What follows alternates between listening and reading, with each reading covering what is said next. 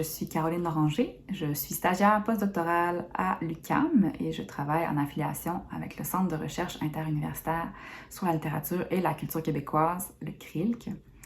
Dans le présent dossier, je signe l'article intitulé « La fiction radiophonique comme œuvre littéraire, apports et limites des approches littéraires à l'étude des œuvres radiophoniques ». Cet article, en fait, il découle d'un ensemble de réflexions que j'ai eues au fur et à mesure que je dépouillais le fonds Archives de la littérature radiophonique du Québec qui est conservé au CRILC, qui me sont venues alors que je me suis demandé, en fait, pourquoi c'était les départements d'études littéraires qui avaient rapatrié ces corpus-là de littérature radiophonique. Et même, en fait, pourquoi on appelait ça littérature radiophonique plutôt qu'un autre terme qui avait moins rapport au texte. Donc, l'article n'a pas vraiment pour but d'expliquer pourquoi il est intéressant de lier la littérature et la radio. En fait, d'autres l'ont fait avant moi avec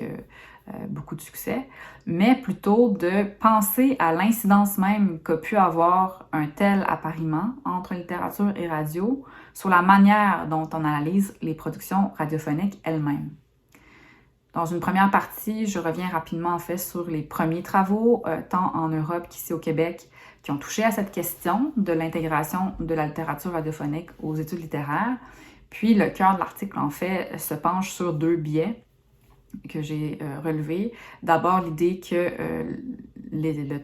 l'œuvre radiophonique est un texte en premier lieu, et aussi au rapport entre le théâtre et les œuvres radiophoniques.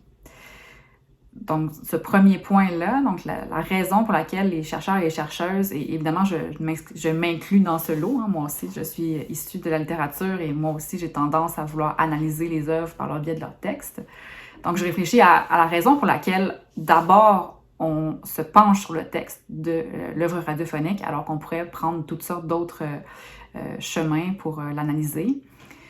À mon sens, ce rapport au texte radiophonique-là découle d'abord de l'impossibilité pendant longtemps d'avoir accès aux enregistrements des œuvres radiophoniques, puisque leur conservation a souvent été lacunaire, mais ne s'arrête pas là.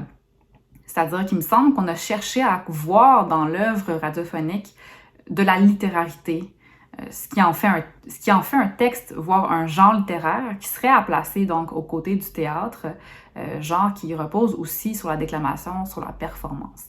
Donc, en somme, ce que je cherche à comprendre dans cet article, c'est quels sont les angles morts de la recherche littéraire sur les œuvres radiophoniques, dans le but, ultimement, dans plus longtemps, dans les travaux subséquents, en fait, de vraiment amorcer un travail pour renouveler nos outils, pour travailler sur les œuvres radiophoniques.